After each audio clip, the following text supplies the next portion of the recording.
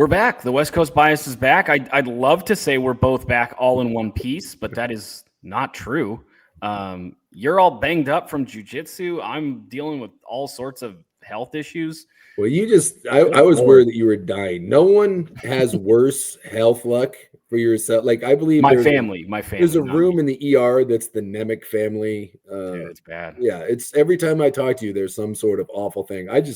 I have to tell people, I do not have like some sort of bad lip herpes or anything. Yeah. My lips all busted up. So I have dumb hobbies where I strangle and kick and punch people. So I show up occasionally to work with like my nose is broken or a black eye or my lip is busted. And I always do I fell down the stairs again, or I'm not allowed to talk about what happened. My socks were on the floor and next thing I know. So, but the one on the lip always looks bad because like from a camera perspective, you just see that I have some sort of red sore, but I promise you that is not, there's no sore. It's just like your teeth going through your lip. So it's better than what you have going on. Yeah, it's better than what you got going on. Every time I talk to you, you're some sort of state of duress. We weren't there on Friday.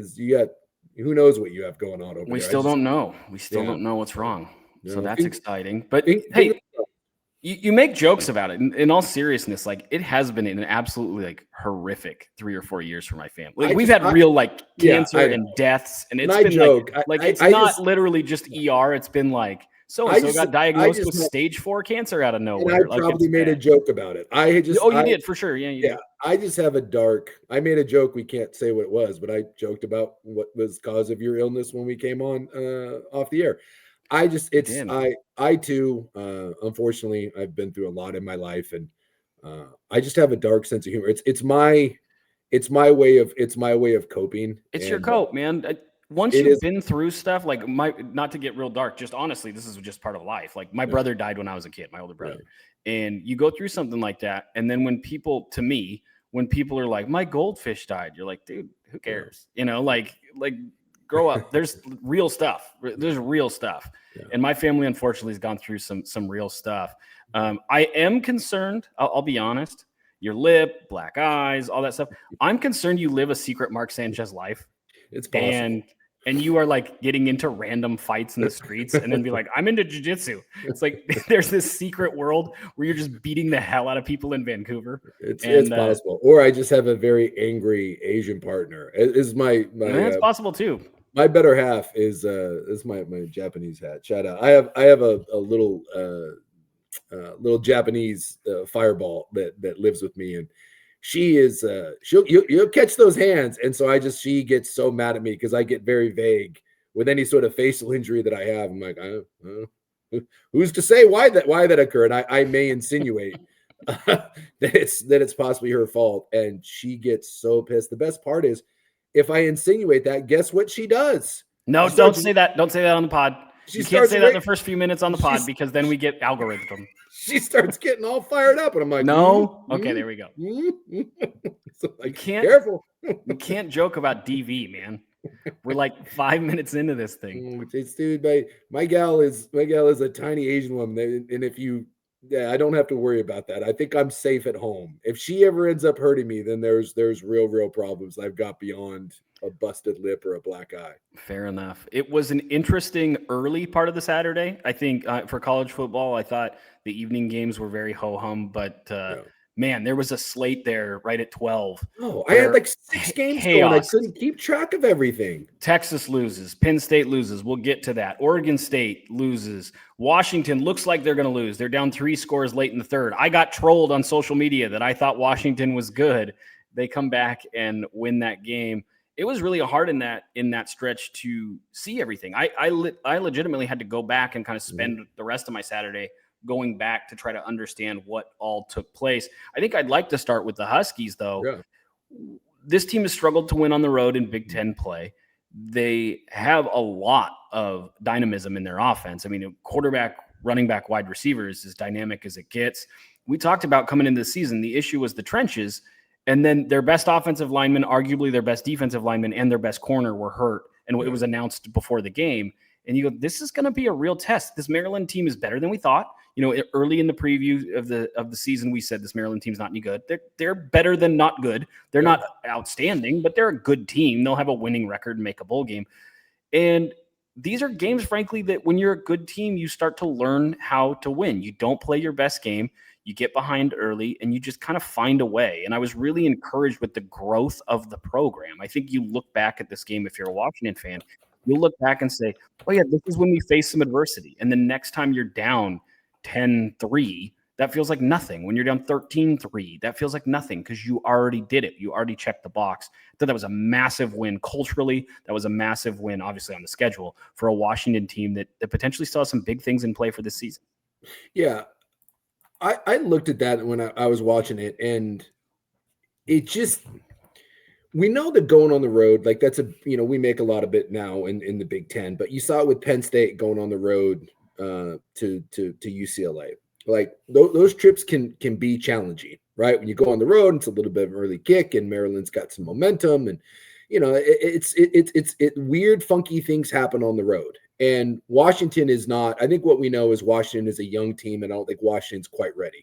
Like I think we saw that with Ohio State, and I do think that there's an element of coming off. And I thought, again, to refer back to the Penn State UCLA game, I think a lot of times playing a game like that and then playing the next week, Stanford used to have this. We used to look at when Stanford was rolling back in the day.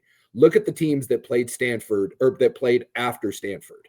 Like you'd play Stanford and then you'd play someone else. Utah had some of this back in the day.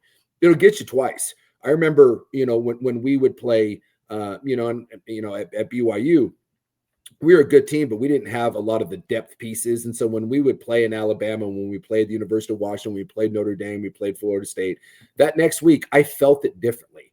I'm telling you, it feels different when you play a big, rugged game where you have this adrenaline dump too, and you get up for it, getting ready to do that the next week when you're beat up. So you get UW that puts all their eggs in the basket, right, for Ohio State. Ohio State comes and you battle your ass off for 4 quarters.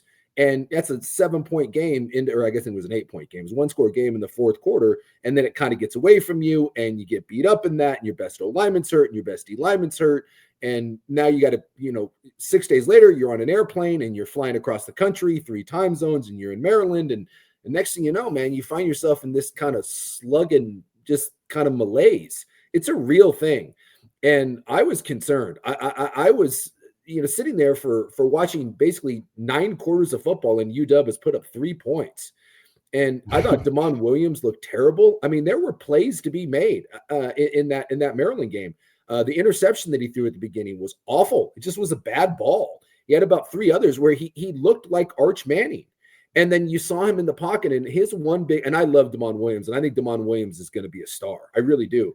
But he still has this thing where he's got the Kyler Murray syndrome. Either get rid of the ball or get running. But he sits in the pocket and kind of does this weird, I've got crappy footwork, and I call it like a bunny hop. Right? It's he's off platform. Right? It's one thing if you're sliding in the pocket. When you watch quarterbacks with really good pocket presence, right? It's a shift, it's a slide, it's subtle movement. He doesn't. It's this, and you can see it. It's this nervous almost tick where it's just. And he doesn't know what to do. And when every time he's been coached what to do, he's not comfortable executing it when the bullets start flying. That's what it looks like to me. And you can see it once quarterbacks start that. Like I said, I call it the nervous bunny hop. When you start that, nothing good happens because you're not in a position where you're going to take off and run with it. And even if you decide to get rid of the ball, your mechanics aren't there. You have to reset. And you see the good quarterbacks are the ones that can reset their platform. And he's not there yet. And he's got such bad mechanics when he starts that. And so he was doing that. And he takes a lot of bad sacks where he basically walks up into a rusher. God forbid he goes backwards. And then you're like, oh boy, because now you've turned a 6-yard sack into a 15-yard sack.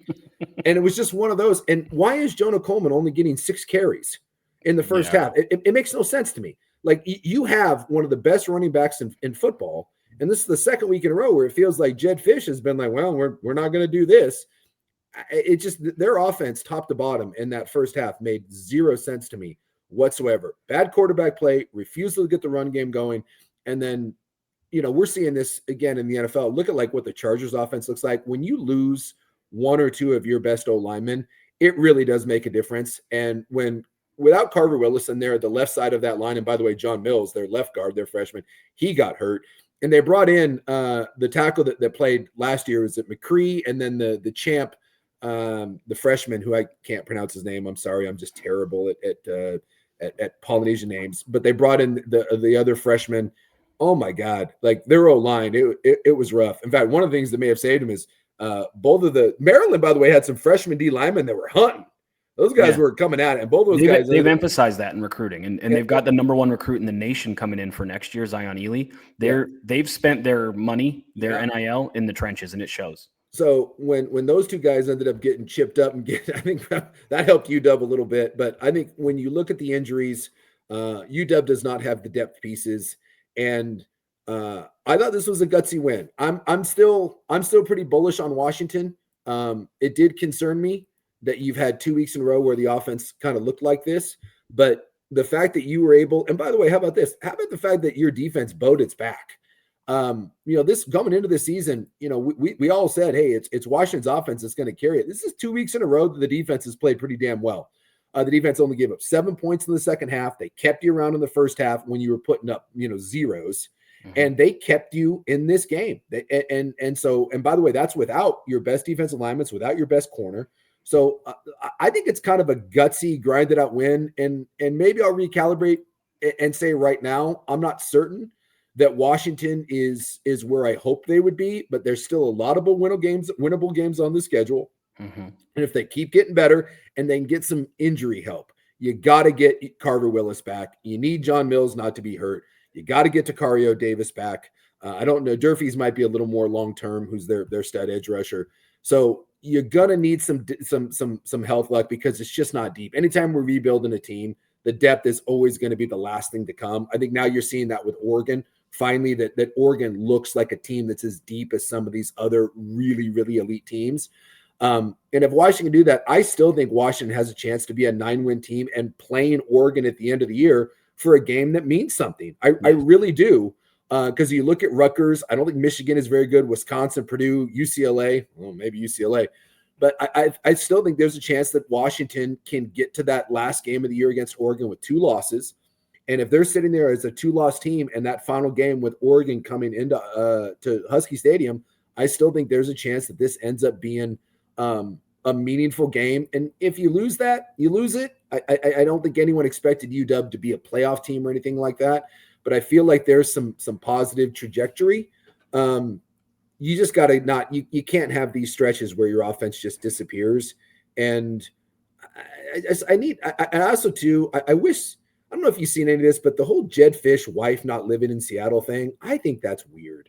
I know a lot of UW fans, and I find that to be strange. Like, I think there was a lot of excitement about Jed Fish when he first got here.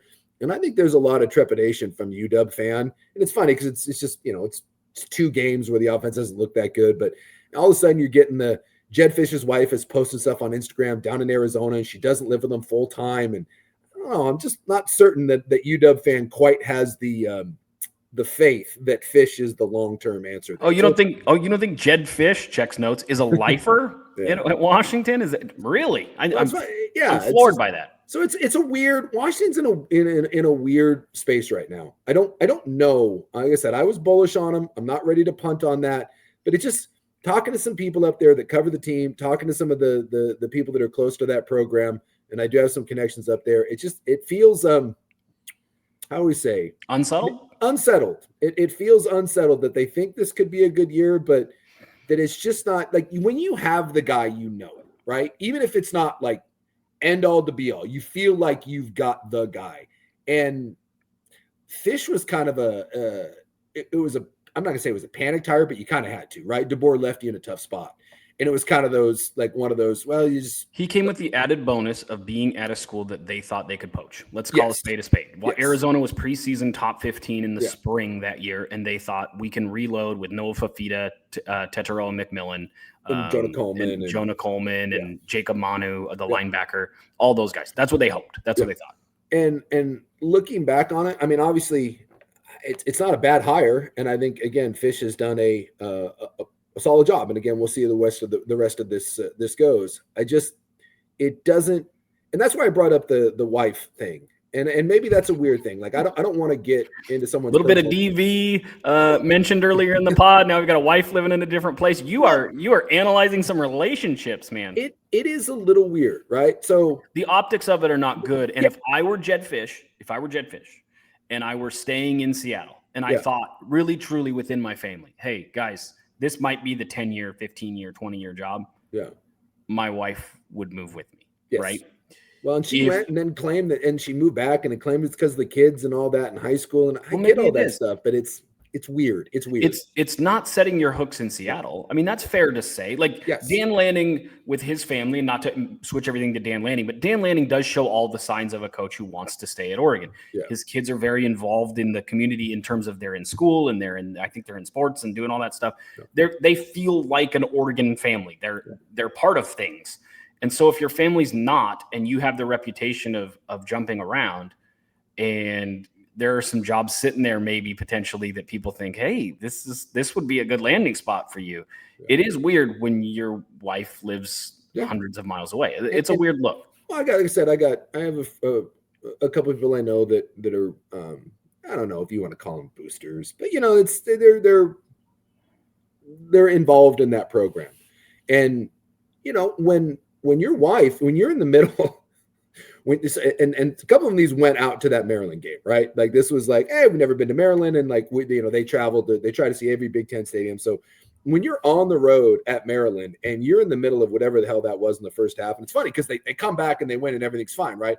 But when you're in the middle of that disaster and the chatter starts, well, and the coach's wife is posting photos of her and the daughters from Arizona. Like in the middle of that, that's weird. It's weird. I'll tell you what, people don't like it. And winning solves everything. But when you kind of have this, hey, they're lucky they came back and won. Come back today when they won that game, which is why I said that's a really gutsy win. And I don't know if it's a program defining. I don't know if it's a program saving. I don't know if it's a season. No. But it's none of those. But it's a hurdle. It's a huge hurdle for a growing team. Hurdle. Yeah. Yes. In order to have the season that I thought Washington was capable of having, they had to have that game. And the fact that they came back from a 3-score deficit in the second half, hats off. It may not have been pretty, but that's a hats off. Oh, big time. Sort of gutsy win for a Washington program. And maybe you can use some of the momentum to carry that into what are some tough games, but some very, very winnable games. Again, I look at Rutgers, Michigan, Illinois, and that's Michigan and Illinois. I expect you to be better than Rutgers. And Rutgers is better than people think. Rutgers is better than people think. But crappy Rutgers. They're functional. But it's 3-2. It's not a great team. You're at home. You should have beat Rutgers last year. Win. I'm just saying. This is a game, again, that I think Washington needs to win. If you are in year 2 in this ascension of Jed Fish and you're trying to really establish yourself as kind of one of those tier 2 Big Ten teams, you beat Rutgers at home. They're a 10.5-point favorite. They should win. And then you go into Michigan and Illinois, and I think you get a split. If you can get a split of those, then you've set yourself up for the sort of season I think you can have. And none of that would have been possible had you lost to Maryland. So long story short, big win for UW. Get healthy, and we'll see what goes. Maybe we're going to have some meaningful Northwest football outside of Oregon. Because it's not happening down in Corvallis. Damon Williams Jr. needs to learn to play under structure better. They are moving the pocket for him. That can be tough for blocking for an offensive lineman. To be honest, I just know that in terms of blocking, you don't know directionally and where to push things if things keep moving. But if you structure that where he gets to throw on the move because that's where he's most comfortable, that might open some things up. And maybe that's an adjustment that Fish and that offense need to make. But I just like the emergence of their receiving core as a group. And there's some freshmen in there showing up. Decker DeGraff is a good tight end. He can catch, he's a good pass catching tight end. You got Denzel Boston. Desmond Roebuck has been phenomenal. And phenomenal, like top 7-8 freshman receiver in the country. And you could even talk me into top 5. I think he is top 5 in receiving yards. He's been really, really good. And they were missing some pieces. And here's the thing, again, you lose Odunze, McMillan, Polk. You have to totally reconstruct a receiving core. And to have Denzel Boston on that roster is huge. But the chances that you have a wide receiver 2 and a wide receiver 3 you feel good about on that roster It is unlikely. You're going to have to bring somebody in. That would mean you have 4 elite first 2-round receivers on your roster at one given time. That's a tall order. So to bring him in and have him be effective, and he has not been DeCorian Moore for them. Like Oregon relies on DeCorian Moore as a wide receiver 1.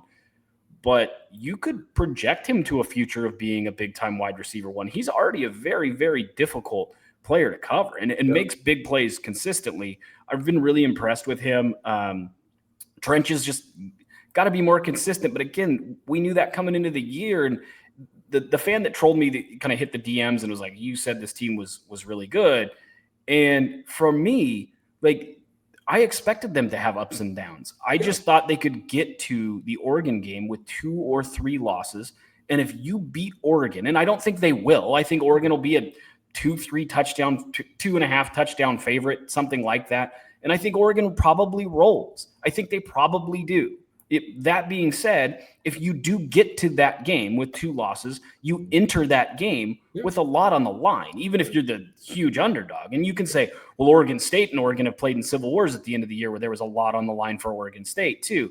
Yeah, and the game meant something, even if you lose. It doesn't mean we think, okay, well, Washington's going to play Oregon for a shot at a college football playoff, and we think it's 50-50. That's not what we're saying. We're saying that if you have 2 or 3 losses playing that Oregon game at the end of the year, you're probably facing a top, assuming Oregon does what we think they're going to do, a top 5 Oregon team against then in what? If Washington has 2 losses, they're sitting at 14, 15, 16, that range probably. Yep. That's a big game. And that's all we're saying is that when you're a program that's rebuilding, that's huge. And I think Damon Williams is special. I think he needs to learn to play in structure, but he does a lot of the little things that you can't coach.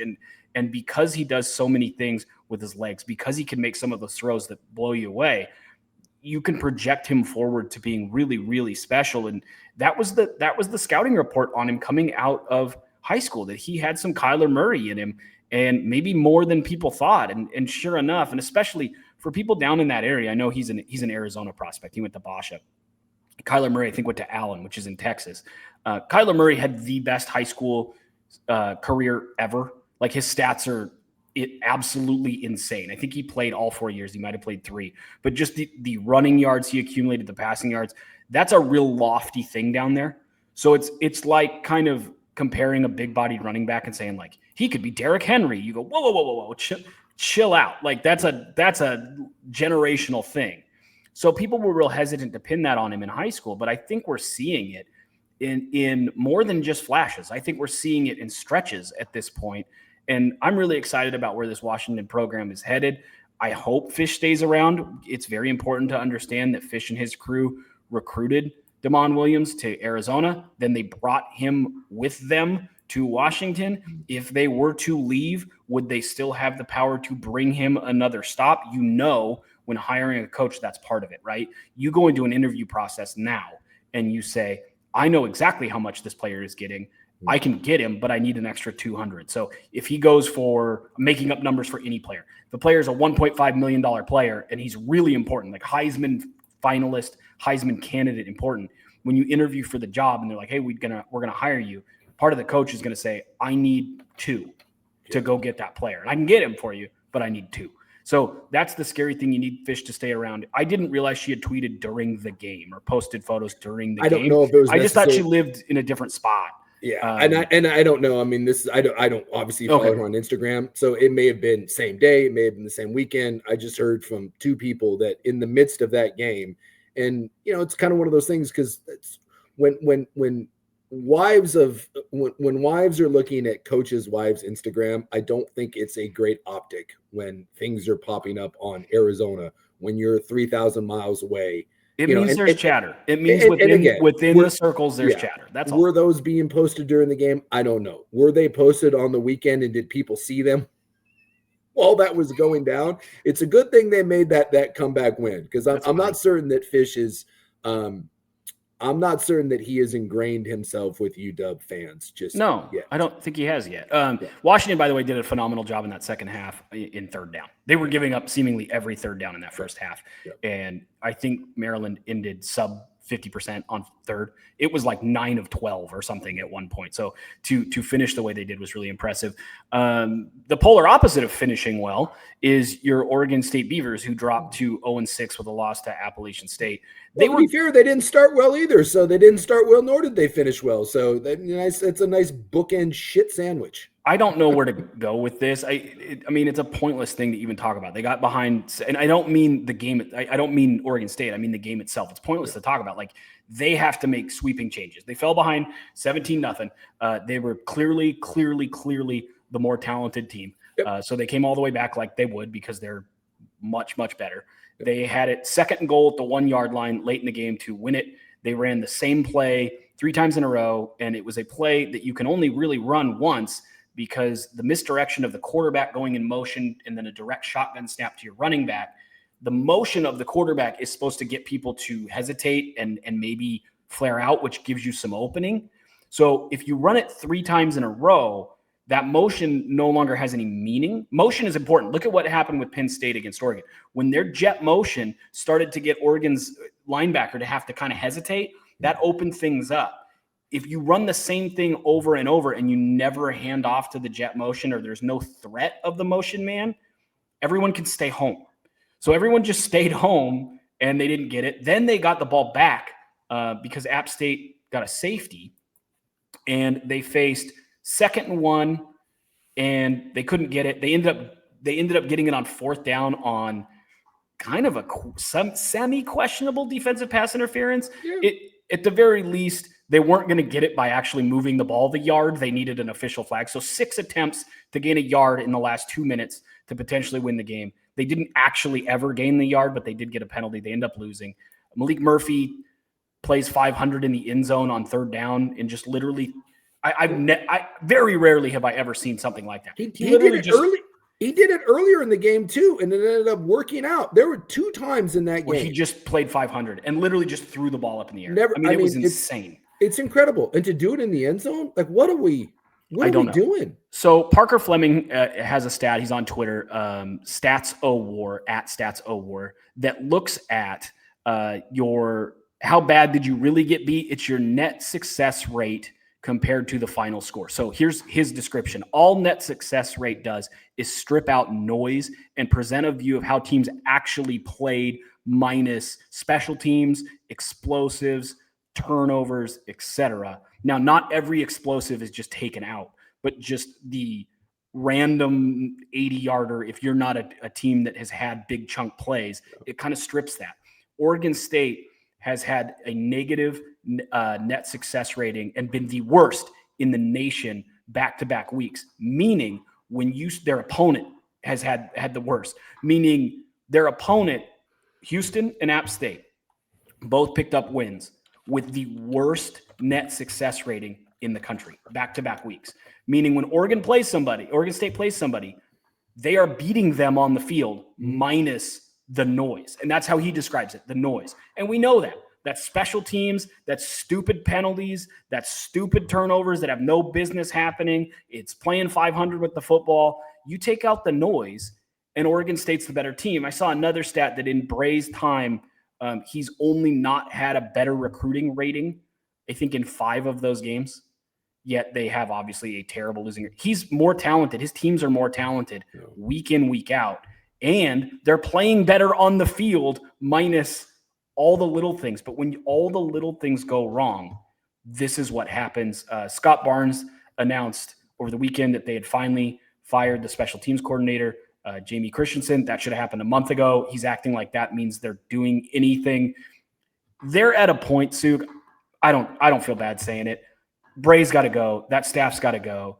They don't have discipline. They don't know what they're doing. Clearly, Barnes had to step in and fire the special teams coordinator as if to say, hey, we're actually trying something here. We found out this week that in their NIL packages, they've hired a third party to raise NIL, and that company gets a very big chunk. We've heard as much as over 50%. Some people have questioned those numbers. A lot of places do this in-house, and the reason you do it in-house is so you get all the money. If you're struggling to raise funds and keep up with the Joneses, giving away roughly half to a firm is brutal. Their counter is none of that money is supposed to go to the players. That's horse crap.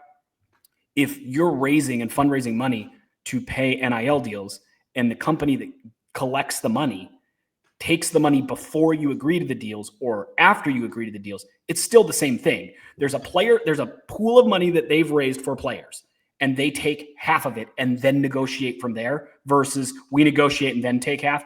I don't care the way you argue it. You're putting yourself behind the 8 ball. This is disaster written all over it. I always thought any comparison to the Pettibone era was insane. I thought it was incompetent. I thought it was overreaching. And here we are, and I'm kind of going, outside of the fact that you have talent, which, by the way, can leave your program at any time now in the transfer portal, this is as bad as any of those eras. I mean, they're an embarrassment. You're 0-6. Easily could have 3 wins. Should be 3-3. Should have beat Fresno State. Should have beat Houston. Should have beat App State. You weren't. By the way, you have been the App State game was broadcast on ESPN Plus. Like it didn't even have an HD camera. Like I tweeted out, I'm like, why are we watching a broadcast from 1992? And Beaver fans was like, this is what it's come to. This is where we're at, where no one even, I mean, some sort of, it was the App State announcer. It was like some student announcer. And I think it was just a camera that was in Boone, Boone County down there that they threw up. There was a diving catch at one point, and the announcer said he looked like a center fielder diving under a dying quail. Yeah. That was his call. Yeah. That looked like a center fielder diving under a dying quail. It was that whole And then thing. He kind of laughed at himself because he realized what he said. It was embarrassing. It was such bad poor production to go on the road and lose that. You got outrushed by Appalachian State. You couldn't run for 100 yards against that team, which is they're horrible. App State is not good. They're not good. And you lost. And Wake Forest is actually a pretty good team. And by the way, you're going to lose to Wake Forest. You just are at this point. Yeah. Maybe you get a win at Lafayette. And I don't know. The GM, by the way, just quit. He just the guy that started Damnation and sold it to Blueprint, which is the company now running their NIL collective. He quit. He turned in the keys. We'll see what happens when more of that comes out, why that happened. But the optics of the NIL story, the Blueprint story, I don't know. I mean, how many people I've delved into that. Is it as bad as originally reported? I don't know. I do think that maybe some people jumped the gun with how bad it was, but this is no, I don't think so. Go ahead. Let me just follow you. This is my thing. When you are in the middle of the sort of shitstorm that you're at, the fact that story was there at all, you can't have it. And by the fact that you have to hire that company means that you aren't, like, the whole point was basically, we don't have the infrastructure. We don't have the money to go out and do this ourselves. So we have to farm it out to someone else because we have the inability to do it. And so is the deal the deal it's not a great deal. It's just not. Now, when you get into the nuances of it, is it as bad as was originally reported? I don't think so. Still, the fact that you even have to go out and cut this sort of deal means that you have the inability, you do not have the money, you do not have the resource, you do not have the connections to do this in-house, again, is indicative of a much larger problem. And the last thing you can afford right now is more freaking controversy. And you've got fans that are canceling NIL subscriptions that are like, dude, I am not donating $1 to this. And then they're having to come out and be like, no. If you donate directly to us, that money doesn't get taken by Blueprint. Too late. Even if that's true. And they're going to scream from the mountaintops that it is, that if you donate directly to Oregon State, that money doesn't go, any of that doesn't go to the Blueprint. It's too late. You already have the narrative. Even if that is true. And if I take Oregon State at their word and they say that's not what the contract says, even though when you look at the contract, it seems to say something else. So their claim is the contract. If you didn't see this, so there was a story that came out and it was like, hey, they farmed out their NIL from Sportico. And they said, hey, this is the deal. And it doesn't look good. Up to a certain threshold, this company takes 75%. And then another threshold, they take 50%. And then 300 off the top to start. And Oregon State said, no, that's not true. And then Sportico was like, here's your contract. This is what it says. Published their contract. And now Oregon State's coming out and saying, well, yeah, that's maybe what the contract says, but this is the way it really works, and contracts can be misleading. So again, I asked the question, I pushed back and said, well, if the contract says this, but you're telling me it says that, then give me, if I'm an Oregon State fan, show me the contract or show me the breakdown. Yeah, show me the breakdown. Show me that what you're telling me is true. So even if I take them at face value, Okay. Even if I take them at face value, they're saying that the 300,000 that they have to pay off the top is to basically get staffers in-house to run your NIL, which means you don't have that staff already in place. You don't have the ability to pay for it yourself. And the fact that you're willing to give a company such a big split means that you have no ability to raise this money yourself. And again, you have no faith in yourselves. And that you're is saying you have no faith in yourself. So that's what you're doing. And so you're 0-6 on the field, probably going to be 0-7. You have no juice in your program whatsoever. Your NIL is a freaking mess. No one has any faith in your athletic department. No one has any faith in your AD. Multiple kids reaching out about their next landing spot. I said it when they were down 17-0. If this ain't rock bottom, I don't want to know what is. Because, brother, if this ain't rock bottom, get the headgear and get the climbing gear and the headlamps, and they're going spelunking because they're trying to find it. I don't know if they found it yet, but if this isn't rock bottom, they're digging for it. And maybe it happens at Wake Forest, but at some point, Oregon State, stop the bleeding and just, firing your special teams coach. Yeah, have fun. You should have done that 4 weeks ago. Don't you think that's insulting? It is. If I were an Oregon State fan, I would be so insulted that you fired the special teams coordinator and been like, we're serious now. It's actually gotten somewhat better. At least it's not what it was. Really bad. The whole thing. At this point, I don't mean to kick a dog, but it's so bad. I've been covering the Pacific Northwest here for 23 years. And yes, this is, and there's been some bad moments. But yeah, this is reaching, I don't know if it's reaching full Pettibone era, but in the 20 plus years that I've been doing this, it's never been this bad. Period. End of story. The Gary Anderson thing was bad. That was a bad look. That dude, but when he left all that money to walk away, we know there was personal things involved, which is why he left that money on the table. And there was some other stuff going on. That's a whole other thing. But top to bottom, this is where this program is at right now, where the future holds in this new era of college football. I just feel bad. I don't know where you go from here other than clean house. And I'm with you. I do not call for jobs. I am not a fire, that from the rooftops, but dude, this whole program needs an enema in the worst way. And just to do the old Jack Nicholson Batman, this town needs an enema. You just need this whole thing to be flushed and just have a total reset of culture, of expectations, of roster building, the whole deal. Cause it ain't working, and it's not going to work. I just don't. It's bad. It's all bad. Yeah. Barnes needs to go. Yes, it's Barnes has to go. I like Wayne Tinkle a lot as a human being. I think he's a really good guy. I think he's a wonderful dad, like a truly wonderful man. I don't think he works as your basketball coach, and giving him the extension they did because they made one of the most miraculous runs in the history of modern sports as a basketball program to make, I think, the Elite Eight, right? Didn't they get all the way to the Elite Eight? Just incredible. But to give him an extension the way they did was probably a mistake. I think looking back, you'd say they've struggled since then. They didn't need to do that. The Bray contract was about keeping the team together largely. There's no way you could have looked at Trent Bray if his resume was in a pile and it didn't say Oregon State defensive coordinator. It said Fresno State defensive coordinator. It said Washington State defensive coordinator. There's no way he would have been the guy you hired. You hired him because you thought he could keep this group together. He couldn't. All those kids left. Then you came on primetime and said we won the portal, which was stupid. It was a stupid thing to say. I said that at the time. Don't say stuff like that when you're that bad. Don't spit in people's faces and tell them it's raining. That's no good. This deal with Blueprint to me is the nail in the coffin, because it is saying at almost any cost, and whatever, say it's 30%. I don't care. I really don't. That's not the point. We are going to outsource our ability to grow because we don't know how to do it. We can't do it. Yeah. And in this era, when raising money and having a collective, and not even having a collective, when being able to keep up with the Joneses is a massive part of this job. We, at one point, last week, the top 7 teams in transfer portal classes were 21-0 to start the year, or 28-0 to start the year.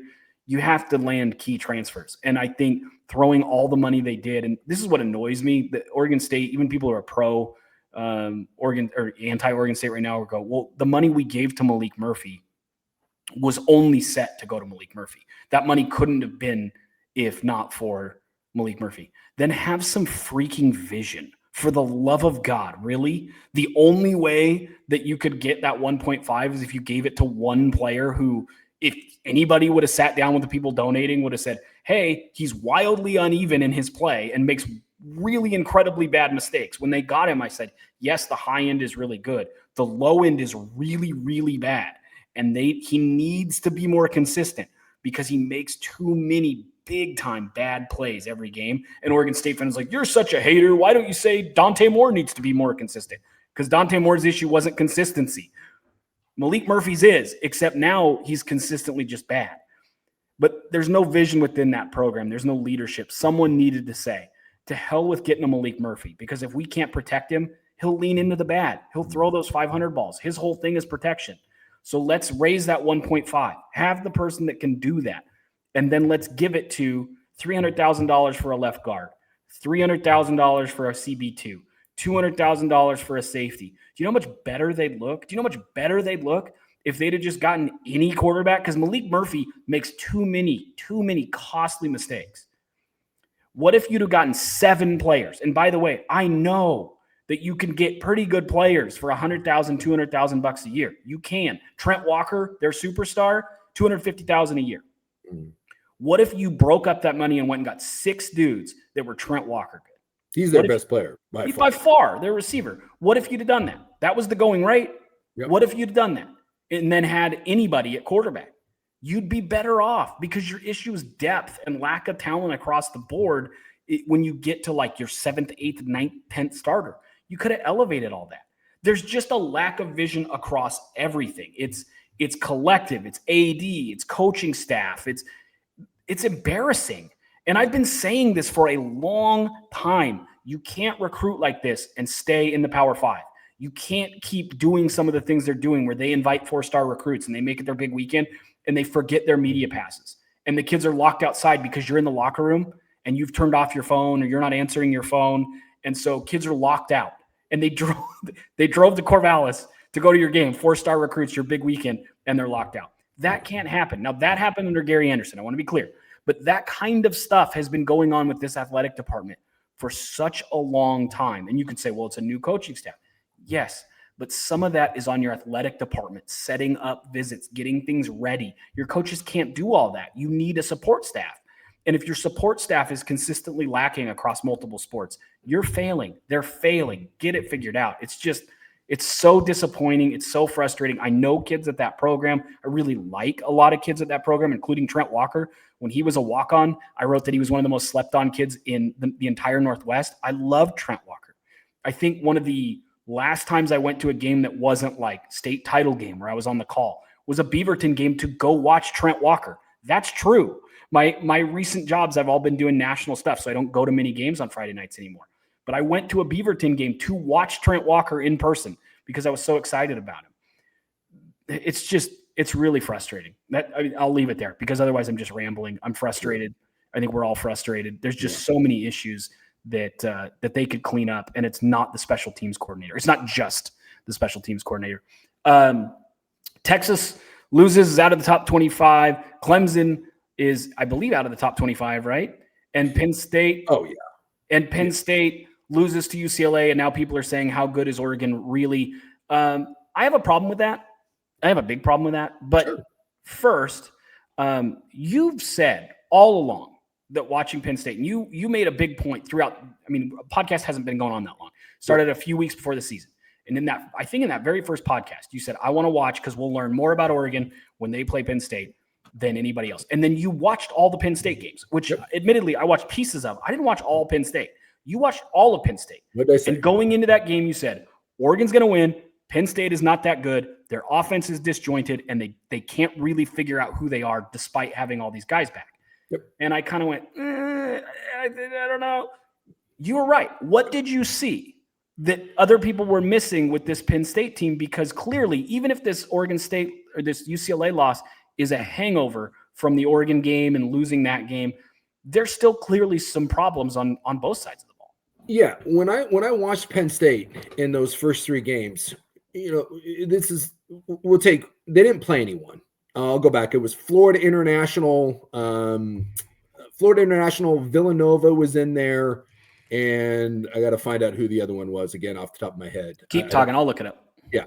So when I watched Penn State play, they were one of the worst third down teams in college football. They were failing to convert on fourth down. They were failing to get push along the O-line. I mean, this was supposed to be this dominant running attack.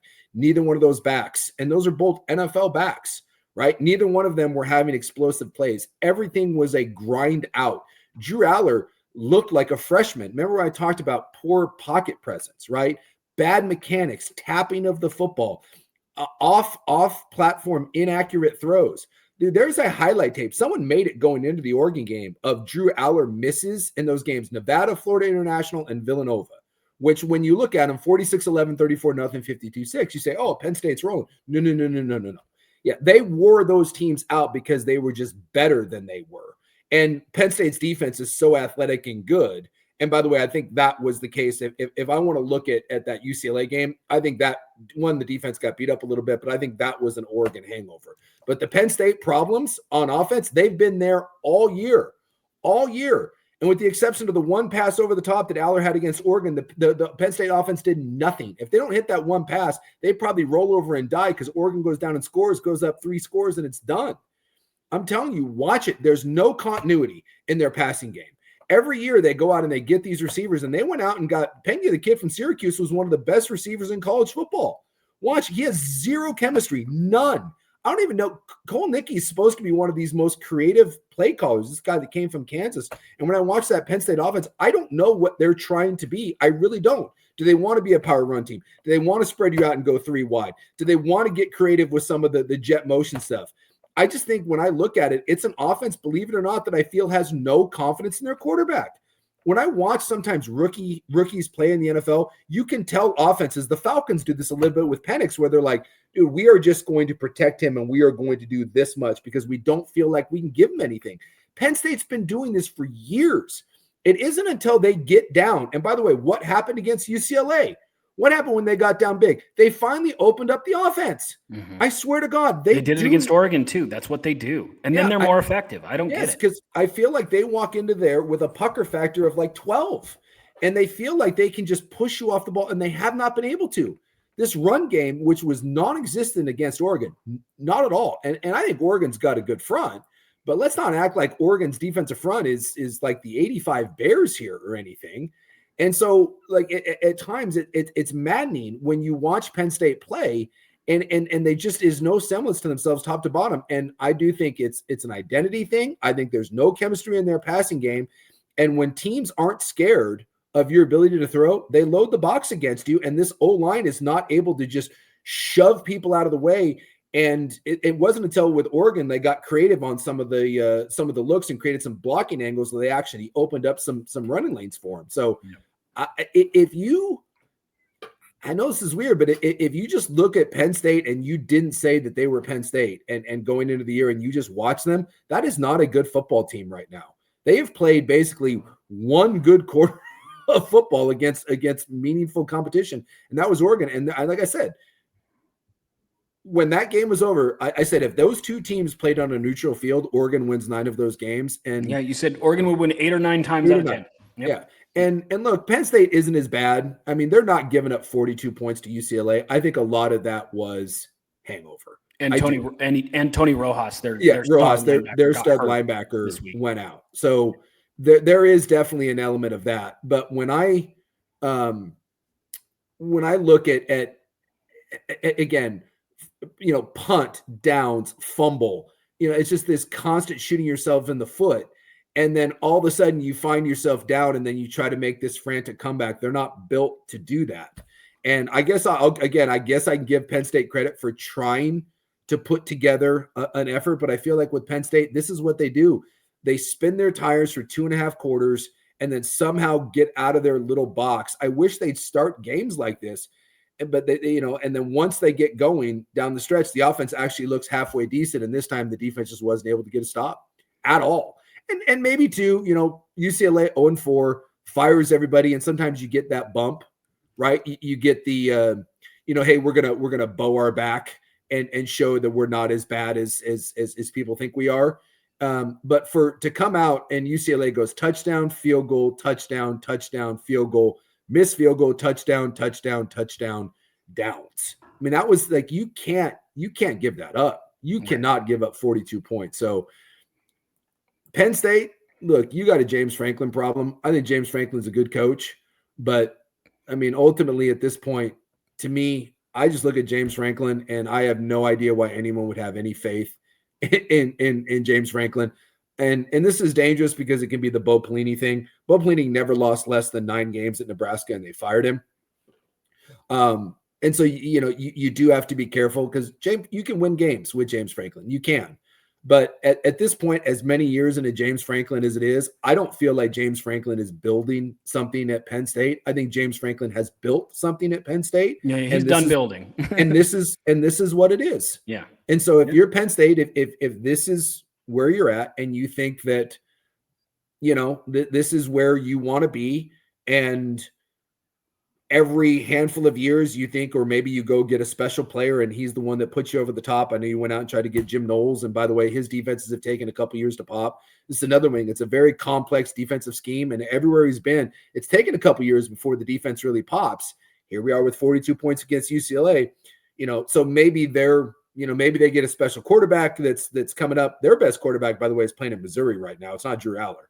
So maybe, rinse and repeat at Penn State, and eventually you hit the home run. I just think at this point, Penn State is what it is, and it is a good, solid program.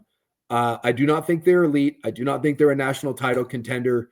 And this is kind of what is indicative of what I've seen on their film most of the year. This is not an elite football team. Far from it. Yeah, I going back and trying to reframe that Oregon game is interesting, because if you take out the hype of the game itself and just it's gonna be a slog, and it's gonna be, what if Oregon actually played pretty tight in that 3-3 that should have been 13-3, 17-3, right? I mean, safely should have been. They missed one, they missed a field goal. 2, they were moving the ball and tripled them in yards, and it was still 3-3. So yes, the defense played well, but Oregon clearly played better. So if you go 13-3 at halftime and say just Oregon tripled you in yardage, and it should have been more like 13-3 based on that, then you go into that second half and they scored 2 scores. So they went up 17-3. Now we're looking at the score being 30-3 late in that game. And you can deconstruct games all day long.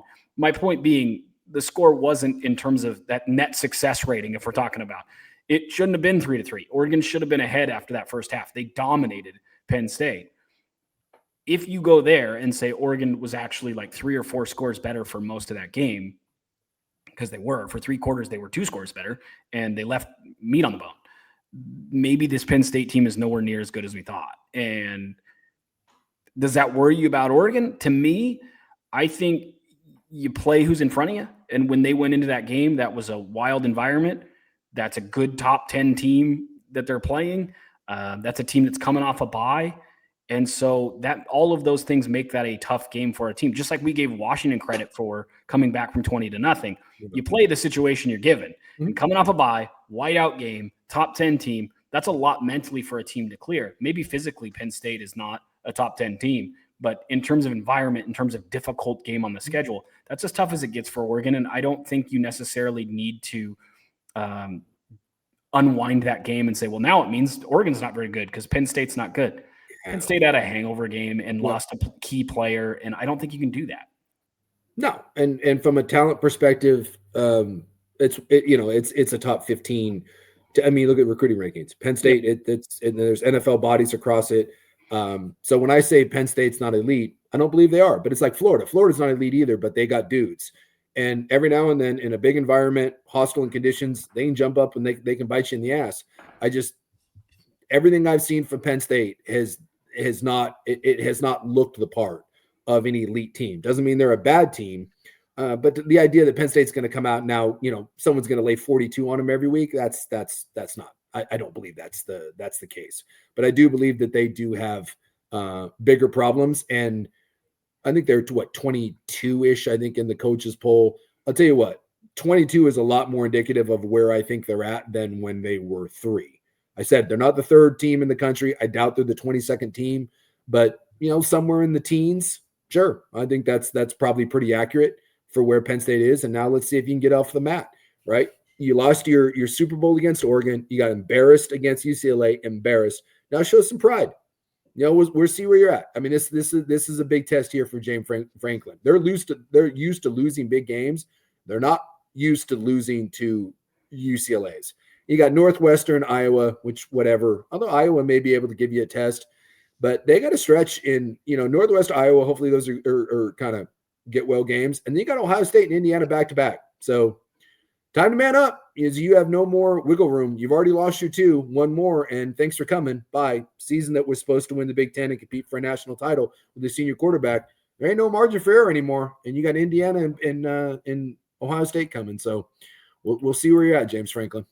Game day coming to Oregon for the game against Indiana. We will preview that a little later in the week. Washington has Rutgers. I believe USC coming off their bye plays Michigan.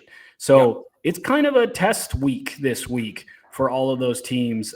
It'll be fascinating to see kind of how all of those shake out. I can't believe I'm about to say the sentence, but the Niners are your big winners in the NFC West this week. They somehow beat the Rams. I don't know how. Doesn't matter. Somehow they did it. Whatever. Got a couple of big goal line stands or a couple of stands on and one situations. The Seahawks, God, they should have won that game, I think. Yeah. And Sam Darnold throws just a brutal pick that cost you that one. And he made some other questionable throws in that game. Your defense didn't hold up against a really good Tampa Bay offense. And we mentioned the Rams, and then the Cardinals somehow fumble the ball crossing the end zone, end up losing to the Titans in a play in which they actually scored to get it close. Was the Titans threw a pick. Cardinals are trying to return it. The ball gets fumbled and kicked around into the end zone. Titans recover it for a touchdown. First of all, the Titans are bad. I like Cam so Ward. Bad. I don't know if I've ever seen a team shit the bed quite like Arizona. And what's frustrating is we talked about this in the preseason. You don't know what to make of Arizona because they're talented enough to probably finish second. They're bad enough in their bad games to finish fourth, but they get in their own way too much to ever win this division. And sure enough, they're honestly, right where we thought they'd be. 75-yard touchdown to seal the game, and you drop it crossing the goal line just because your quarterback, by the way, gets hurt on a snap that hits him in the face because no one knows the ball's coming, whatever the hell that was, and ends up getting hurt on that. And then you intercept the ball and fumble it, and then fumble it into the. I mean, honestly, never seen anything like it. Kick it into the end zone. And never seen anything like it. That might be the worst loss in the NFL all year, and you can't convince me otherwise. Holy hell! And the Buccaneers and Seahawks, dude, that was the game of the year. Dude, that was a great, phenomenal. Game. And dude, Sam Darnold's playing well. It just. That to me was more the defense. The defense was just beat up on the second half or in the secondary, and I thought they got picked on. Emeka Egbuka is an absolute champ, getting Tristan Wirfs back. Baker Mayfield's playing really high ball.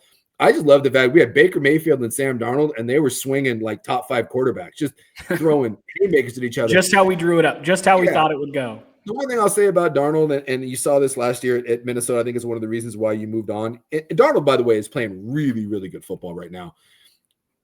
The old Sam Darnold just has a tendency to rear its heads. He threw the one pick at the end, and he was actually really good against the blitz, by the way. Just all game, he was really good against the blitz. It was just that one at the end. They blitzed him, threw it, nicks off the helmet, and great play by David and make the interception. But he also had 2 series before we should have thrown an interception in the end zone.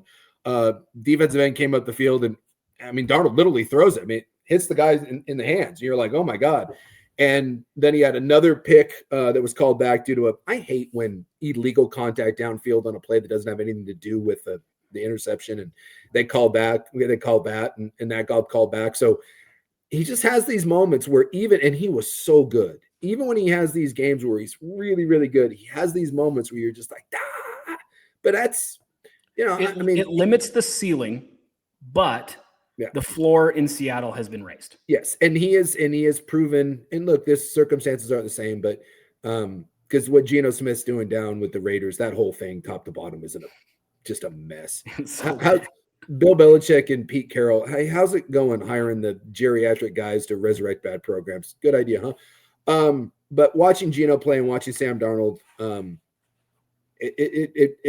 made the right move. Sam Darnold has been really, really good. I thought some of the outside run game stuff finally got going a little bit there with Seattle, which is what you need to get going.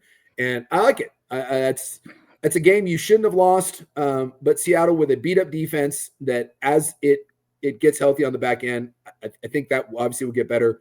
You're 3-2, easy could be 5-0. You gacked away that game against the Niners. You kind of gacked it away against the Buccaneers. But I like it. I like the way the Seahawks team is playing, and their schedule is so cookie dough soft. So a lot of positive things coming out of that game. And it was just so much fun to watch. Like I said, that was my game of the week and was one of probably my 2 or 3 favorite games I've watched all year, and a lot to like about the Seattle offense. Defense, didn't love it. But again, Woolen is a problem, but he might be the problem you need rather than benching him for what else is out there. Well, just when you're down, I think 4 guys in the secondary, like that's just it's tough, and they got picked on. Yeah. The Buccaneers were picking on some of the backups, and they can do that because the Buccaneer offense is really good. Baker Mayfield, and they're doing this without Mike Evans. They did it without Bucky Irving. Got some of their own line back, and I like the Buccaneers offense has not slowed down with Liam Cohen, leaving and going to Jacksonville. The structure of that offense and the way Baker Mayfield is playing, he is a perfect fit for what they're doing down there. And I don't think the Buccaneers are like a Super Bowl team, but like if we're doing tiers in the NFC, right? Like obviously the Lions, Eagles, 49ers. 49ers. I'm just kidding. Yeah, I know. But you're going through like Philly's the best team. Detroit, Green Bay certainly has some shine come off of them. I really like the Rams, but like the Rams have found a way. The Rams should have won that game. That was an insane game. But I mean, you start looking through, and I mean, outside of Philly and Detroit, I don't think there's another team that you look at and they're like, wow. So I'm going to say if that's tier 1, Philly and Detroit, and then you go into tier 2, Tampa Bay and Seattle both are those tier 2 teams. That's fair. I think you put Seattle in there. I think you put the Rams in there. I think you put the Niners in there. You put the Packers in there.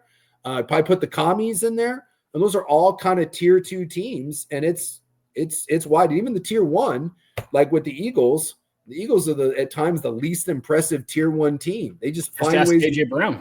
Yeah, that's a whole other.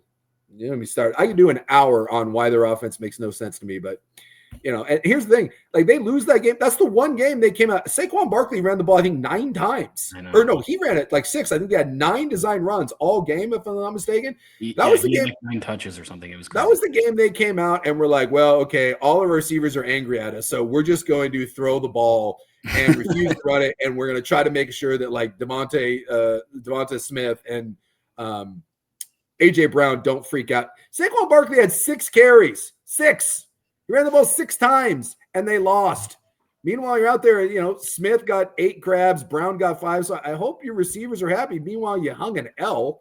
That's a whole it's too late in the pod to get me started on that. But that's a weird. They're the best team that I can't figure out maybe in 15 years. It's strange. Yeah, we'll have a lot to talk about later in the week because there's some really big matchups coming up. Obviously, Oregon has that game day game against Indiana. Yeah. For folks who don't know, I think Dane Brugler is the best draft analyst, and he said for NFL teams that need a quarterback, you should be sending your scout to Eugene this weekend because maybe 2 of the best ones are there. I've seen big boards now that are just based on this year's play that have Dante Moore and Mendoza 1-2 in whatever order. I've seen both. So it is starting to be a narrative. And we said that if Oregon beats Penn State, Moore is going to be in the discussion for QB1 if he plays a pretty good game. Sure enough, he's right there. Mendoza's right there. So this is going to be as good a quarterback game as you'll see anywhere in the country later this week. So we'll break all of that down later in the week. Hopefully by then Oregon State's made some changes. Washington, Carver Willis update. We're hoping he's healthy. Seahawks, get your secondary healthy. Niners, I'm not going to say get healthy. Not have anybody else get hurt. No more injuries. I'm not going to wish for health for the Niners. Good Lord. And health for me. And good luck with herpes. See what I can do.